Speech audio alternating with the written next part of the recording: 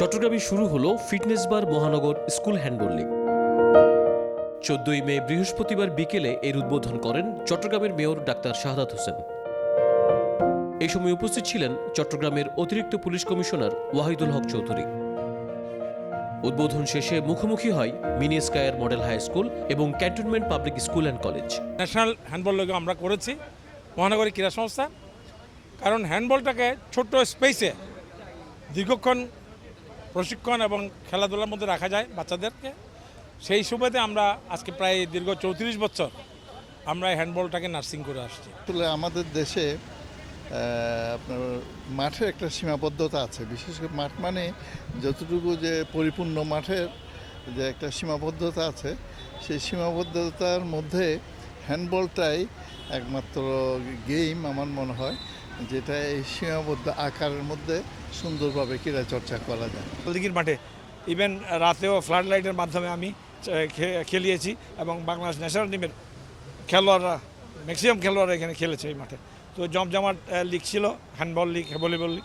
আশা করছি এই স্কুল হ্যান্ডবলের মাধ্যমে আগামীতে এই মহানগরীর গৃহস্থ আরও বেশি বেশি হ্যান্ডবল খেলা, ভলিবল খেলা বা অন্যান্য খেলা যেগুলো আছে এগুলি চালু করবে। আমরাও সাথে আছি, আমরা সর্বোচ্চ সহযোগিতা করবো ইনশাআল্লাহ।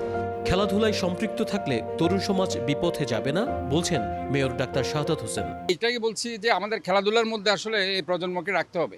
আমরা যদি মাদকের বিরুদ্ধে সংগ্রাম করতে চাই, আমরা যদি আজকে যে আমাদের ইয়াং জেনারেশন একটা কিশোর গ্যাংয়ের দিকে ধাবিত হয়ে যাচ্ছে, এটা অনৈতিক পথে চলে যাচ্ছে, এটাকে যদি আমরা সঠিক পথে আনতে চাই, খেলার মাঠের কোনো বিকল্প নেই এবং এটা দরকার। এবং যত বেশি টুর্নামেন্ট হতে পারবে তত বেশি আমরা আমাদের এই জেনারেশনটাকে সঠিক পথে পরিচালিত করতে পারবো আশা করছি।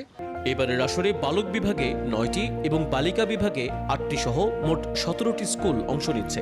আজকের এই জমকালো আয়োজনে মাননীয় মেয়র মহোদয় প্রত্যাশা করেছেন যে হ্যান্ডবলকে ওনারা নতুন কুড়িতে জয়েন করাবেন। আমাদের জোর দাবি থাকবে যে নতুন কুড়ির মতো একটা ইভেন্টে যেন হ্যান্ডবলটা প্রতিষ্ঠিত হয়। আমরা হ্যান্ডবল লাভার, হ্যান্ডবল প্লেয়ার। আমি 1983 সাল থেকে হ্যান্ডবল খেলি, প্রথম হ্যান্ডবল দলের প্রথম খেলোয়াড় হচ্ছি আমি।